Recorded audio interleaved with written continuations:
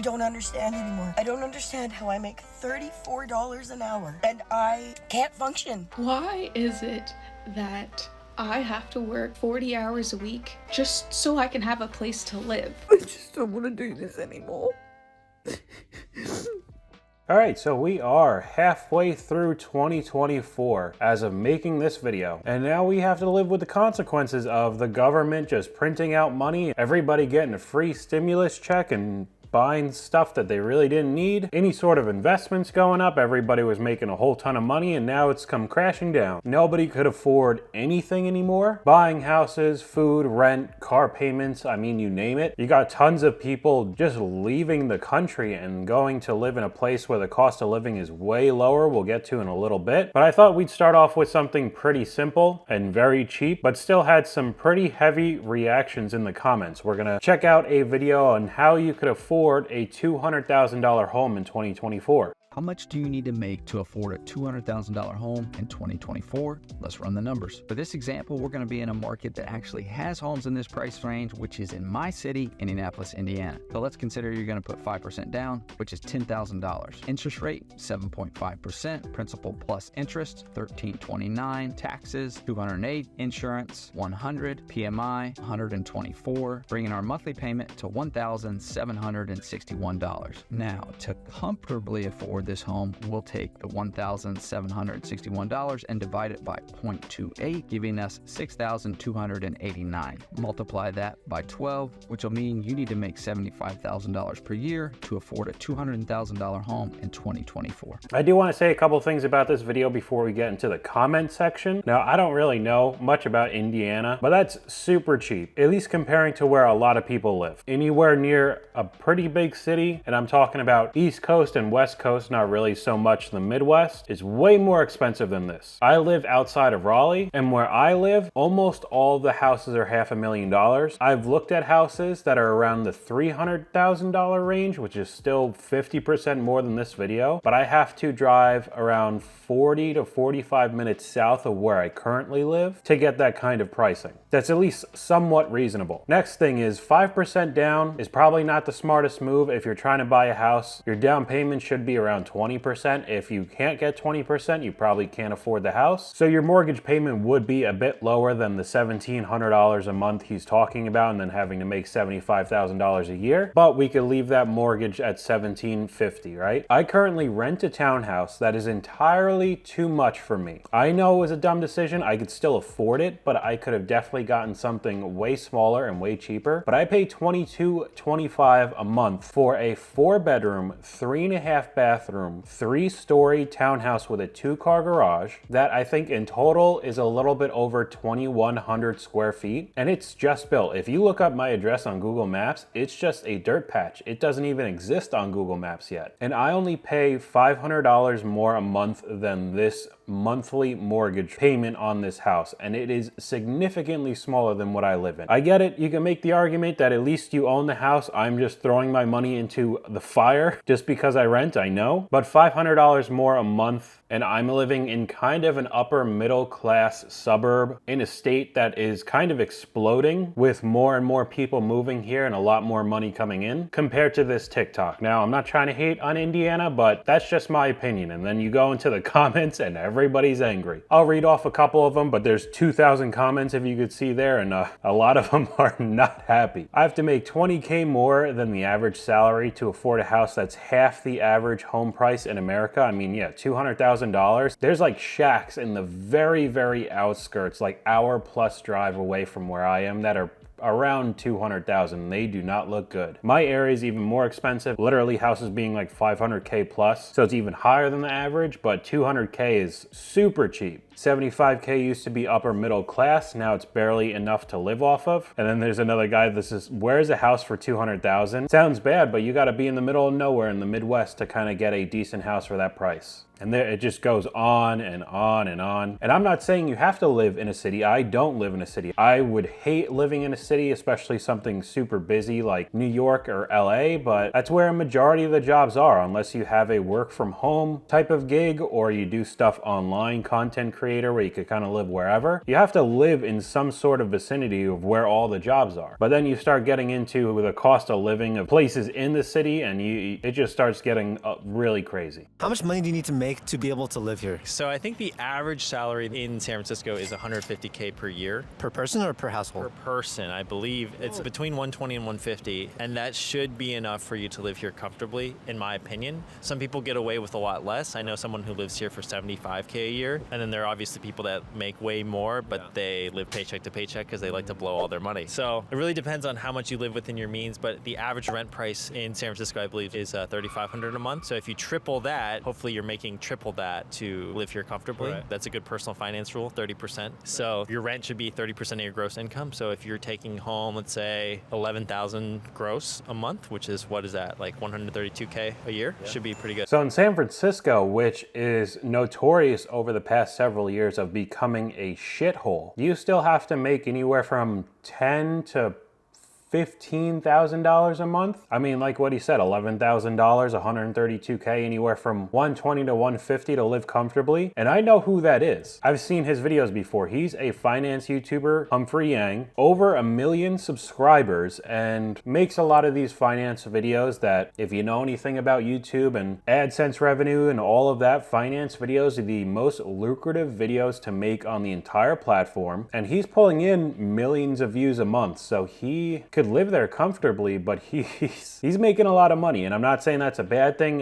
He's definitely earned it. He's got good content, but that's the kind of person that lives in San Francisco and could live comfortably. A huge financial YouTuber where his whole job is to make perfect financial decisions and educate you on making better financial decisions. So you better be making a lot of money if you want to live in San Francisco. And you have just some clips of showing just all the expenses and how much a $5,000 a month salary could just absolutely disappear between, like, you know, rent and groceries and gas and all the bills like that. And then, you know, $5,000 seems like a good amount of money a month. I mean, even though it ends up being around $60,000. And in today's world, especially if you live around a city, 60 seems like it's like 20, it's like nothing, but still $5,000 a month seems pretty decent, a good amount of money you could spend. And that's exactly what you do. And in this clip right here, you only have $60 left. I recently visited LA and I decided to ask my friends how much they pay to live there. Let's go through their calculations. So on average, if you're single and rent a 1-bedroom apartment, you're gonna spend $2,300 on rent. $129 a month would go towards paying for water, trash, and electricity. $65 for the internet, $500 for health insurance. If you want to lease a car, and you really need a car if you're in LA, you'd spend around $350 a month on lease and around $120 a month on insurance. Groceries cost around $375 a month, eating out $300. Gym membership will cost $45 a month, but I don't really think you need it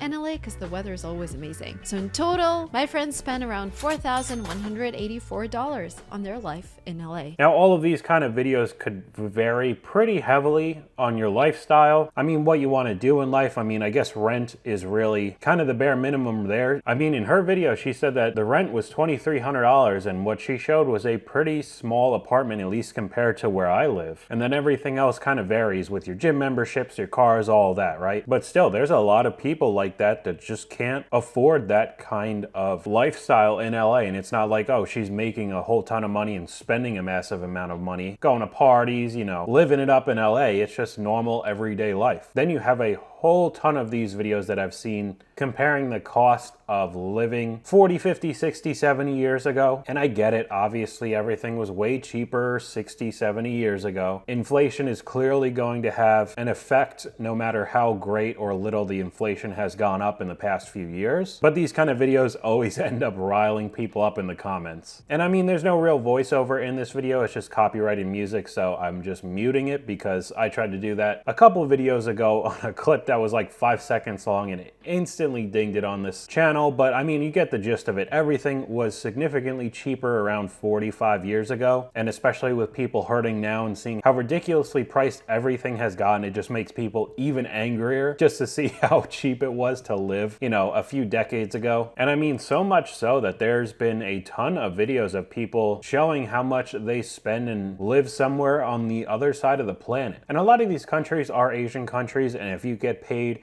in USD, in pounds, in like euros. It goes a long way. I ended up going to Japan for almost 2 weeks with my friends about 3 weeks ago now, and I was surprised when you could walk into their version of 7-Eleven, get a drink, and just like a little sandwich that is way higher quality than, like, say you go into Wawa or Quick Check or, I mean, Sheetz, Pilot, all of these pseudo like kind of truck stop. You could get a little snack, fill up your gas tank, and then head on your way. I would get a Monster and a sandwich and it would end up being like $4. It was so cheap.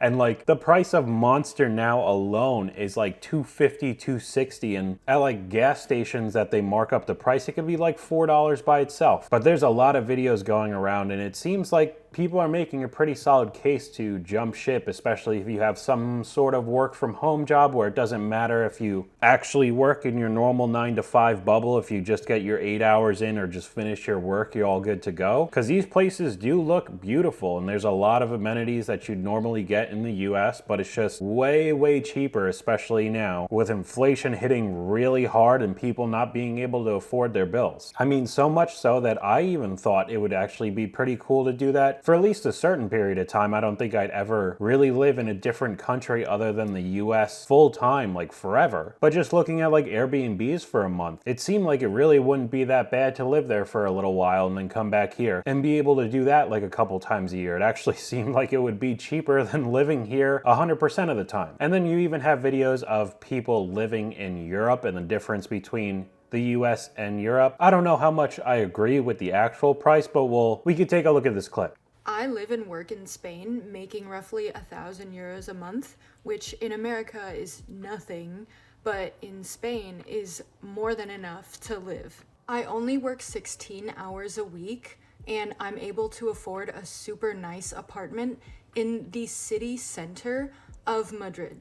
Food costs me 20 euros a week. My electric bill is like 30 euros a month. I don't have to worry about gas or a car payment or insurance because the public transportation system is so world class that you don't even need a car at all.